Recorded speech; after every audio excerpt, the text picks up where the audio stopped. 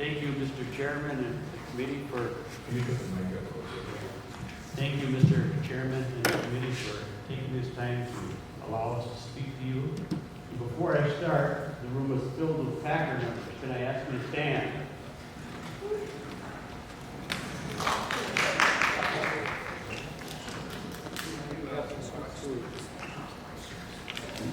I'm here to talk to you about what we have done in terms of our project. We need to learn how to run this equipment. Down. All right, we formed in 2007 over the issue of algae that was on Lakes Petenwell and Castle Rock. We're a nonprofit. My presentation is outlined, starts with family fun and recreational use of the lakes, the issue, algae, the negative impact on business and tourism, building positive relationships, and improving water quality together. Our technical advisors, I want to credit DNR, Land Water Conservation Offices, Juneau, Wood, and Adams, all three were here today. River Alliance of Wisconsin, Wisconsin River Power Company, Midwest Environmental Advocates, UW Extension, UW Stevens Point, and NOAA. And there's more that I didn't mention. So the values of the lakes. The second and fifth largest lakes in Wisconsin. What brings people to the water? Family vacations, weekend getaway, fishing, swimming, camping, sailing, whatever it is. All these users are concerned about water quality. Around the two lakes are almost 1,200 campsites, and it's the home of a state park, Buckhorn State Park. People come for picnics, grandkids play in the playground, kids will water ski, even through the winter, which, by the way, can I ask the lights to be turned down slightly? Somebody in the audience mentioned that. They can see the slides better. Year-round activity, ice fishing in the winter, open water fishing in the summer, sailing, camping, bird watching, nature loving. It's a great asset to the state. So here we have a young family, maybe somebody's grandchild who's in this group. They're at this beach. And this little tyke in the top left looks like he's having a great time. Says, Mom, can we go back to the beach? So parents bring him back to the beach, and this is very likely what they could see. Here we have 3 rows of algae laying on the beach. Or this was just 2 summers ago on the west side of Juneau County. Looks like paint. Owner of Rustic Ridge, Rick Carlson, has seen kids run out of the car, down the beach, stop, and go back to the car. And these geese here doesn't show, but these geese have green breasts. So we have impaired water quality, loss of recreational use, a decline of property value, and negative impact on business. And if you were trying to sell your home and your customer saw this on the lakeshore, I'm sure that it'd be difficult for that person to make an offer on that property. So here's a satellite view of the blue-green of the algae that's beginning to form in early summer, and you see take a Petenwell on the left. The southwest winds will blow the green up, and let's see if I can learn how to run this little.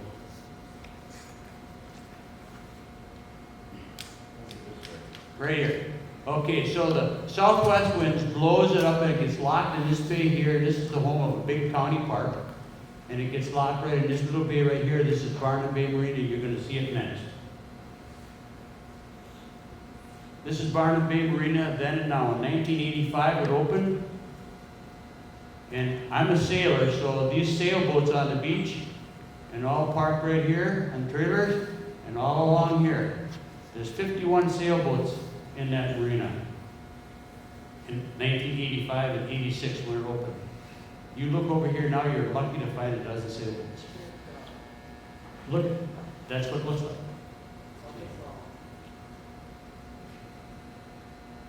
Here's the owner of Barnum Bay Marina. Tom says my business could be doubled if the green wasn't here. people keeping business at my marina used to call prior to coming and asking whether or not there's an algae bloom on. Now they call and ask me how bad the algae is. There used to be a waiting list to get a slip at my marina. Now it's tough to get it half full. Here's some shots of the marina in July and August.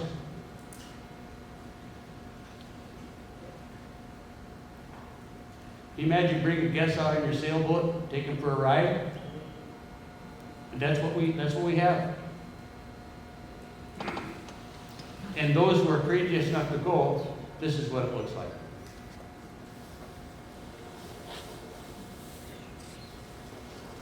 And this is the blue-green that you hear about. See, it's there long enough, and then the blue starts coming up, and it becomes toxic. Very, very dangerous. Others who have been negatively impacted, I'm going to talk about some comments that I've collected. Getting to the gas pump at Barnum Bay was truly a gut-wrenching experience. The smell was overwhelming. The lake itself was pretty nasty. Yikes. Mark Whelan from Racine. This is a friend of mine from Toma who had a home on Petenwell who used to rent out. And he had rented out to a family from Canada. When they arrived, they were so disappointed in the smell off the bay and the yucky water, they didn't even unpack it.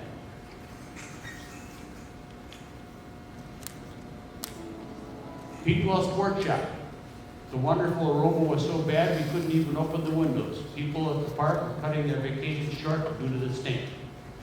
People were buying disinfectant at their store and medication because they thought the kids were sick. It was from the water. Here's an employee at Bay Rest. People would get out of their car, breathe the air, just get back in. They wouldn't even stop for a meal. It really hurts business. Tom Dorsey, owner of Bay Rest, the #2 waterway in the state, 26,000 acres of water, should somehow get some attention. It just seems to be ignored, and that's the best way I can explain it. Tom Dorsey says, as a business owner, I've had people get a cabin, check in, unload, and then leave after 2 days because the algae is so bad. Jeff Patterson, owner of the pub, it was the topic of conversation. The wake behind the boat was nasty. A lot of people stayed away because it was so bad. I rented my cottage. They left the first day. It smelled so bad. An owner slipped in Castle Rock. In our bay, it was like pea soup. Our business is down. Fishing is down. People rent a boat and go out. What do you tell them when they see the green water? Here's the trailer when it comes out of the water. This is real, folks. These are real pictures that I took. Here on a good day on the beach on Castle Rock, Rick Carlson says, you know, here you got a crowd of people. Things are looking good. Former Senator Russ Feingold, for those of you who may not be familiar with blue-green algae, to put it bluntly, it stinks. Here's Rick, owner of Rustic Ridge. When the algae blooms are present, my revenues are down 25%. One less boat per weekend is one less table for dinner and drinks. And here was a prospective buyer on Petenwell, as a property owner who has vested interest in the area. There's certain basic infrastructure components that have to be in existence. And water is first and foremost. Water quality is what is bringing people in to purchase property. This happened just last August. Connie Carlson, owner of Splash, had a wedding planned. They came on Wednesday before the weekend to set up the tent. The smell was so bad off the water, they had to move the location to the road. So, in 2007, we invited the politicians to the water. And we walked around, they saw firsthand the color of the water, the smell of the bay. And it was sad. Here's Virgil, one of our Packer board members. He got a handful just to kind of show. So we went out on pontoon boats. Politicians speaking with each other, and the result was next summer, out of the state budget, $150,000 for a total of 5 years was available to fund the cost of a water quality study of the Wisconsin River from Rhinelander down to Lake Wisconsin, called the TMDL, which stands for Total Maximum Daily Load, which is the amount of nutrient that a water body can accept before it becomes impaired. Several years back, when Kathy Stepp was DNR secretary, she came up to take a look, and she told us, I wouldn't let my kids swim in this water. And there's, along with us then was Representative Ed Brooks. So, 19 Citizens Packer members got on board, and we did the monitoring on Lake Petenwell and Castle Rock, collected water samples, and by the way, Congressman Tom Petri offered to come and sit down and talk with us, and so we did it in the little center, and he suggested that what we do is link with citizen groups up and down the river, so we've done just exactly that to create teamwork and spread it out. And we have Lake Wisconsin, we've got Stewards at the Dells, Packers, Friends at Mill Creek, Big Oak Flame, and the newly formed Epic up on north of us, and Lake Wausau. The Wisconsin River watershed occupies about 20% of the state. The hugest TMDL, I think, done in the country. That's what I heard at the Lakes Conference. So here's an example of what we now know from the TMDL. I'm going to pick on Mill Creek right here. Mill Creek runs from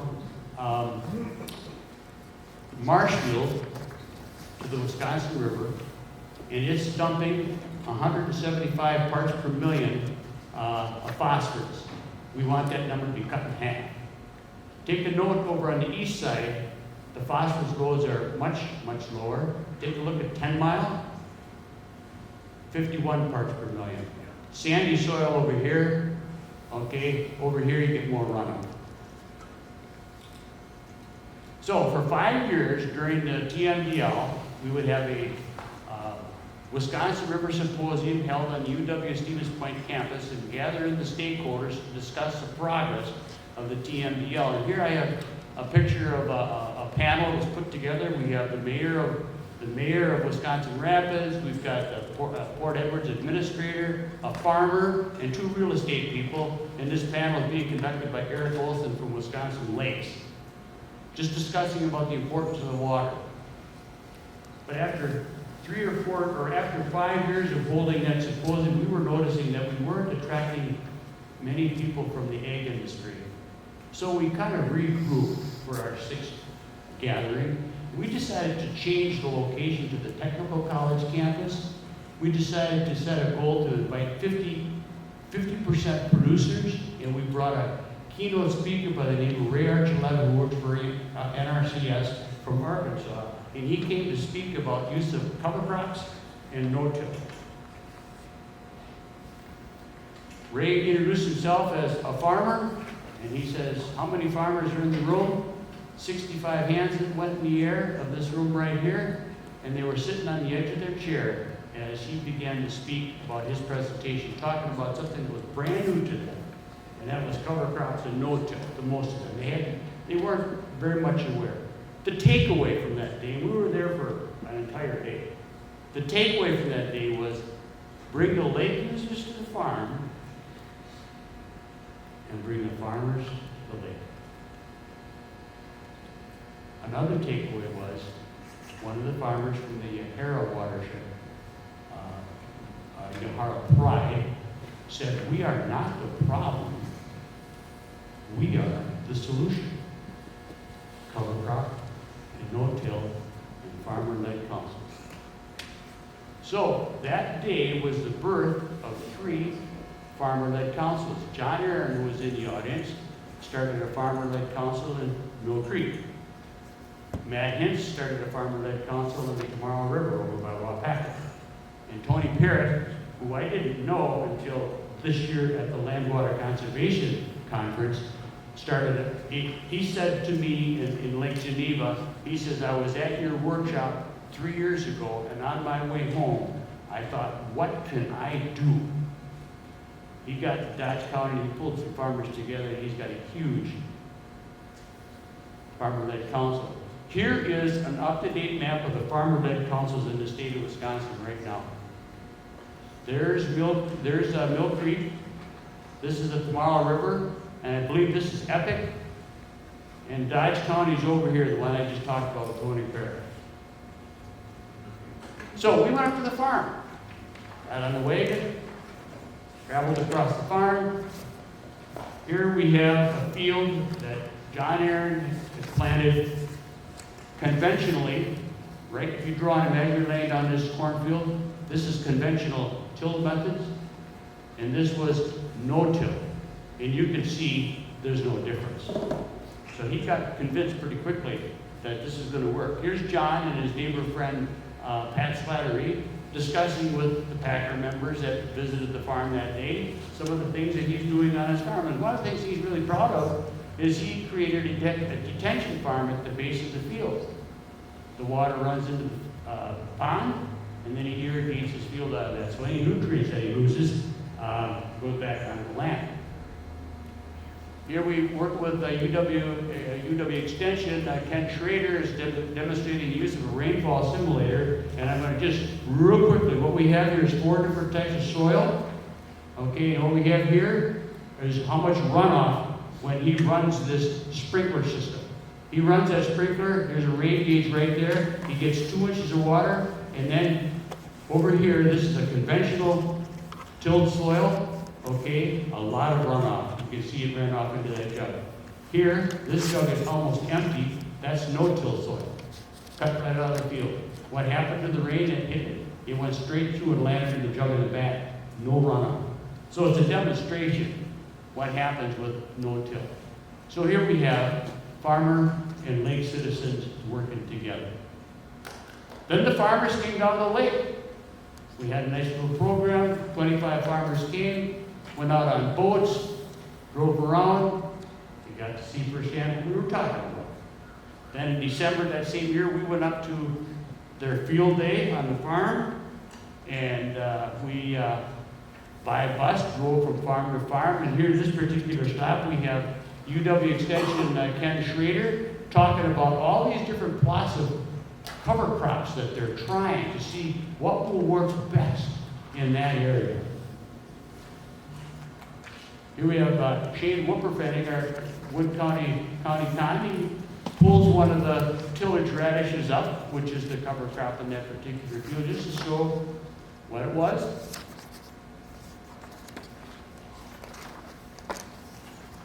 The next year we had our second Healthy Soil, Healthy Water. We held it at the Ag Research Station in Marshfield. We had a panel of no-till farmers that we had discovered. They've been doing no-till for 25 years. And they told us the reasons why they started doing no-till 25 years ago, and it wasn't for water quality. But as a result of this practice, it makes the difference. It says it increased their profit while reducing runoff and reducing time. It's a win-win. It's a win-win. It helps the farm, and it helps the water. So this was just last summer. We went out to the field day out at Mill Creek. And I love this shot. I'm going to just explain what we have here. You can see the people here are standing in this field that has got last year's corn stalks in it. See that? Those are the leaves of the corn.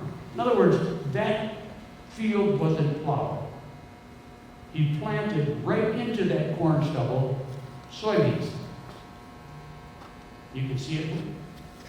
Here's the farmer at the end. He's had this farm for I don't know how many Peter Phelps. Katrina, do you know him by chance?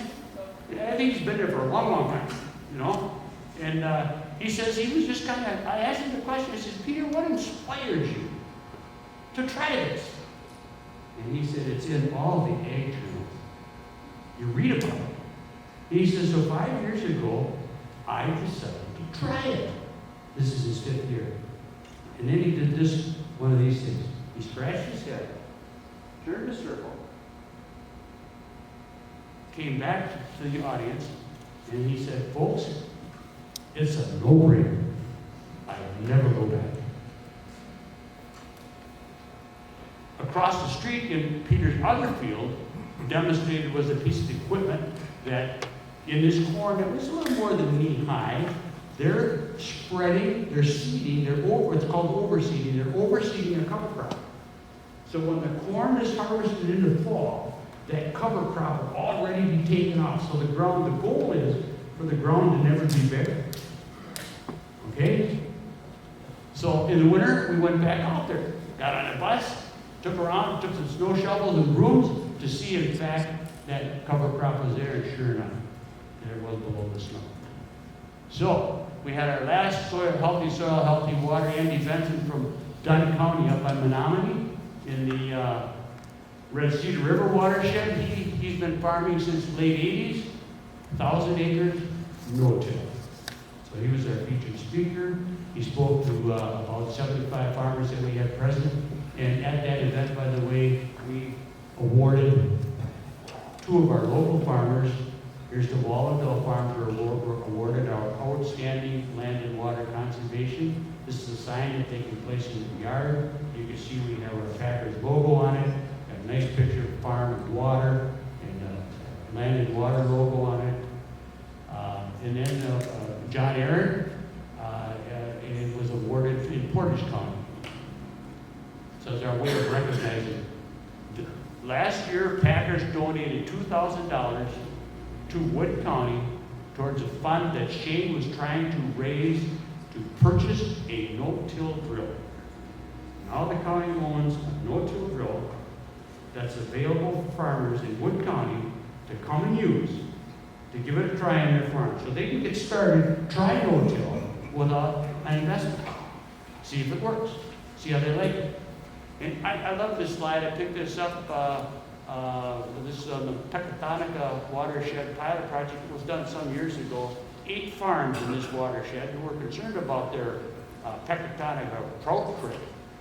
They volunteered information off their farm and stepped up practices to do what they needed to reduce the runoff, and they were able to successfully reduce their phosphorus by 37%. And here's a couple of slides that I have here. This is what a no-till field looks like, and on your way home today, you just may happen to see one. It's last year's corn, this year's crop. And here's another one. Here's last year's corn and this year's corn.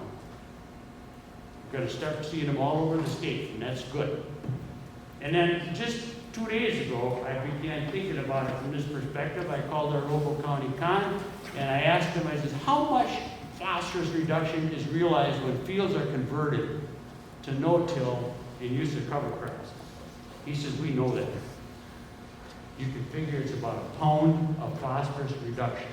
In other words, it's a pound of phosphorus per acre that stays in the field as opposed to running off. So I just did a little math. I called the project manager of our TMDL, Pat Oldenburg, and I said, Pat, this is yesterday morning. Pat, how many acres of cropland lie north of Petenwell? He says 610,000 acres of cropland north of Petenwell. All right, applying what we just learned. If you put no-till and cover crop on those 610,000 acres, how much P will we reduce? We'll reduce 610,000 pounds. Okay, now what does that mean? The TMDL says there's 840,000 pounds coming into Petenwell every year. So that practice in itself is going to make a tremendous difference. Thank you, farmers, for your efforts. No-till cover crop, conservation ideas, dedication. And I love this quote. We use it each time we give a presentation. Never doubt that a small group of thoughtful, committed citizens can change the world, for indeed it's the only thing that ever has. Martin Green. There's a small program. We're about 200 members right now, and the EPA just in April, just a month ago, has approved the TMDL. We want to highlight a 5-year relationship that we've had with agriculture has resulted in a very respected partnership. The cooperation between all stakeholders needs to continue. The staffing needs need to be adequate for both the DNR and the counties. And the ask of this task force is 12.4 to fully fund the county cons. And I think I heard Katrina say 15 million would really do the job well. And so I'm going to up my number to 15 million. My ask. And this new day brings new efforts, and I'm just going to kind of for fun to share. Teamwork, working together, and here we have a couple of players. Here we have, on the right, Eli Jersvig, who in this picture was 3. We've been at this a while. Here we have an 8-year-old who helped monitor the water. Today he's a freshman in college. And we have a granddaughter of Mike and Chris Turok, 2.5, and getting a real kick out of this ride in their boat. Today she's driving the boat.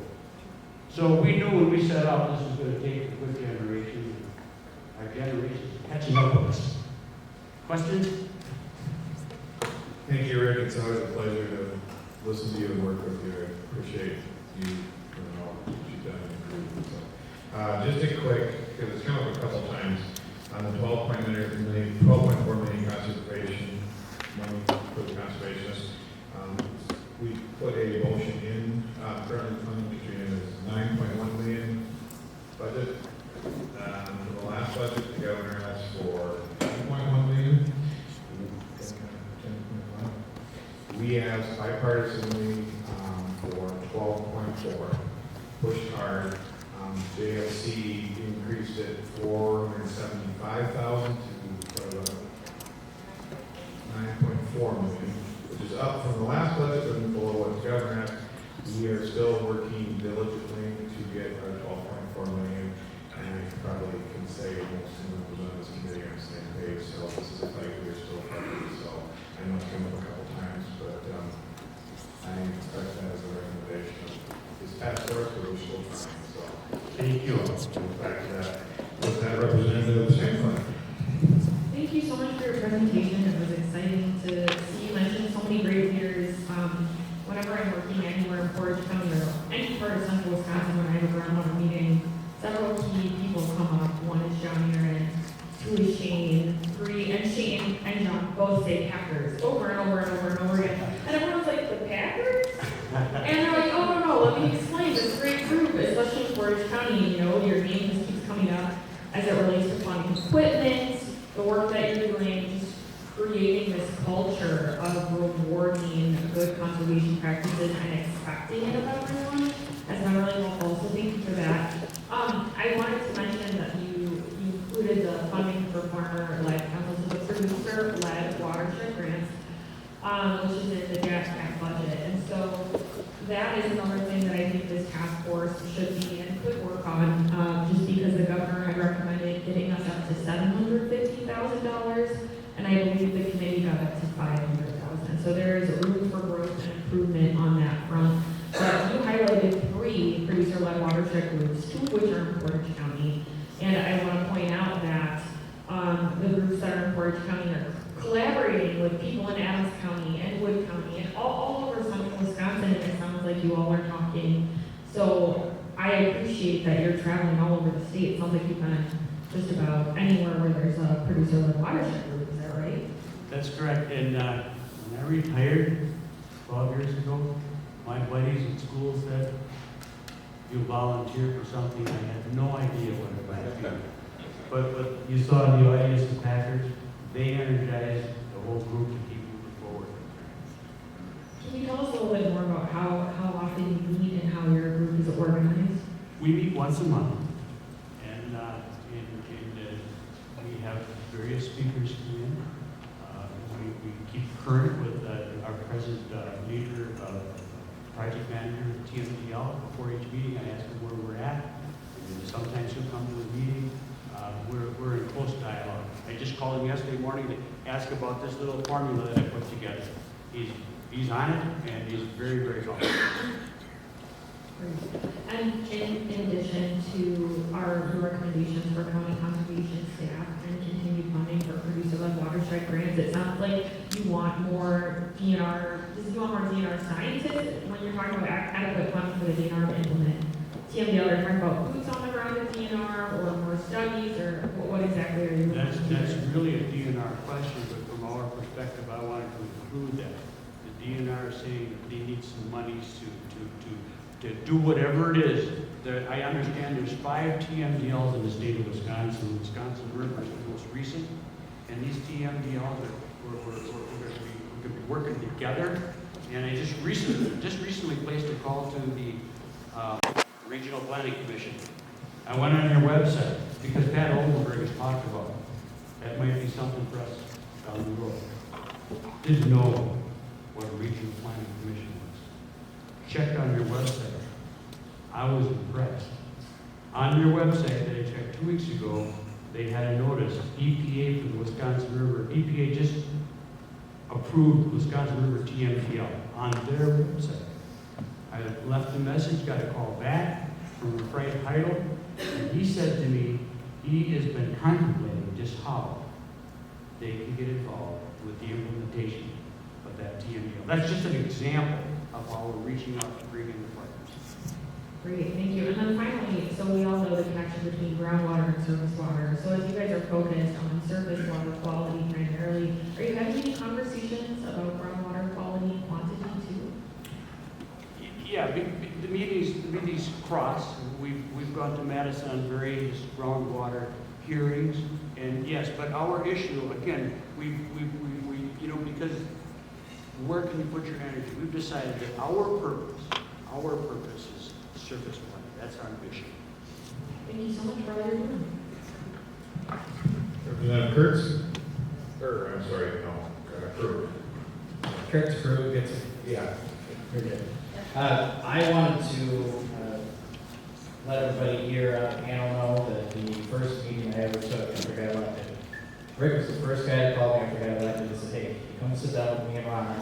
I called her, Wisconsin Rapids. We wanted to talk a little bit about TMDL and things that went along with it. We got a chance to do the 2010 vote ride and get to know a lot of the folks in the group. And Virgil's my favorite. Sorry for the rest of the folks out there. Virgil's my favorite Packer right now, but that's okay. But I wanted to just express the importance of how these TMDL projects work. And this one being the biggest one in the country. And it literally took us less than $500,000 in direct funding. $150,000 to start for the first 5 years. We got another $235,000 for it in 2015. So we're at literally less than $500,000 in direct funding for a grassroots group to end up developing the tools and strategies needed for the biggest TMDL in the country. Your Margaret Beach quote is perfect. I mean, this is an example of what we need to do for every watershed in the state of Wisconsin. We need to help develop the site-specific criteria for individual bodies of water. We got to quit doing this one-size-fits-all approach. And I wanted to thank you, Greg, for spearheading this effort over the years and for being that first guy that reached out after I got elected to sit down and take a chance to meet with a legislator that may have different opinions on a lot of other things that you do. It's a pet project, and I had a couple of folks who trying to tell me to look up at the screen when the presentation was on. I tried to comment. I live there. I see it every day. I mean, I've had this issue at the core of everything we've worked on for the last 8 years. So I'm excited about the EPA approval. We're meeting with the DNR a lot to talk about the site-specific criteria. What is your? I mean, we've got the approval for the position for the TMDL implementation in the state budget, so you're going to be okay there. What's next, Rick? I mean, where do you go after this? You're getting where you need to go. You keep continuing these meetings with farmer-led groups across the state. You take the road show even further. I think you got a mission here that you can. Well, you asked the question, what's next? That was the question I asked in 2007. What's next? It comes up on the horizon, and you just address it, or you ask questions. What's next is working with, hopefully, we're going to find out what the Regional Planning Commission, how they might be able to help. They work with most of the counties along the river, you see, so it seems like they could be a good partner. What's next is to work with the county cons, NRCS, UW Extension, to keep these relationships alive, and just put the energy to keep going. We're in uncharted waters. We've not been there before. No, yeah, absolutely. And congratulations. And then I don't want to be rude to the group or the panel or the crowd, but this is super important, but also T-ball is important to me too. So I'm going to have to sneak up to see me head down. I'm going to set up a T-ball game for the guys. So thank you the rest of the panelists for being here today that will support this project going forward. Thank you, Scott. Representative Kitchens. As long as everybody's keeping praise on you, I brought Scott up during the last budget cycle to meet with the Friends of the Anarchy River in Kewaunee County. And through that effort, and we were able to get funding put in the last budget for a TMDL study of the rivers of Door, Kewaunee, Manitowoc, and Sheboygan counties. So you guys have a ripple effect all over, and I do appreciate your approach in working with the farmers. I think it's the most effective thing we can do. Thank you. Anyone else? All right, thank you very much. Thank you.